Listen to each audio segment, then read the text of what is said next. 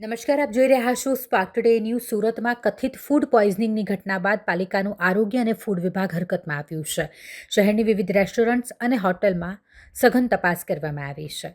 અડાજણમાં આવેલી રોયલ કિચનમાં પાલિકાના આરોગ્ય વિભાગ દ્વારા તપાસ કરવામાં આવી. સ્વચ્છતાથી લઈ હાઇજેનિક ને લઈને પણ સઘન તપાસ અહીં કરવામાં આવી છે. પાલિકાના આરોગ્ય અને ફૂડ વિભાગના નિયમોનું પાલન થાય છે કે નહીં તેની પણ ઝીણવટભરી રીતે તપાસ કરવામાં આવી. ફૂડ પોઈઝનિંગના કારણે 5 વર્ષની દીકરીના મોત બાદ પાલિકાના આરોગ્ય અને ફૂડ વિભાગની ટીમ સફાળી જાગી હોય તેમ કાર્યવાહી ચાલી રહી છે.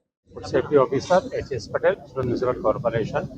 હાલમાં જે ફૂડ પોઈઝનિંગ બાબતનો જે ઇસ્યુ બન્યો છે એના અનુસંધાનમાં આરોગ્ય મંત્રી તેમજ ડેઝિગ્નેટર ઓફિસર તેમાં આરોગ્ય અધિકારીશ્રીની સીધી સૂચના હેઠળ હાલમાં સુરત કોર્પોરેશનના દરેક વિસ્તારો દરેક ઝોનોમાં જે કંઈ હોટલ રેસ્ટોરન્ટ હોય એનું ચેક કરવાની કામગીરી ચાલી રહી છે અને એમાં જો કંઈ ત્રુટિ હશે તે બધાની નોટિસ આપવામાં આવશે. તેમજ હાલમાં રેસ્ટોરન્ટમાં મુલાકાત લઈને પ્રિપેર્ડ ફૂડ તેમજ રો મટીરિયલના નમૂના લેવાની કામગીરી ચાલી રહી છે અને નમૂના આપણે પબ્લિક હેલ્થ લેબોરેટરી સુરત મહાનગરપાલિકાને ચેક કરવા મોકલીએ છીએ અને એમાંથી જે કંઈ એનો રિઝલ્ટ આવશે એની સામે ફૂડ સેફ્ટી સ્ટાન્ડર્ડ એક્ટ પ્રમાણે આગળની કાર્યવાહી કરવામાં આવશે.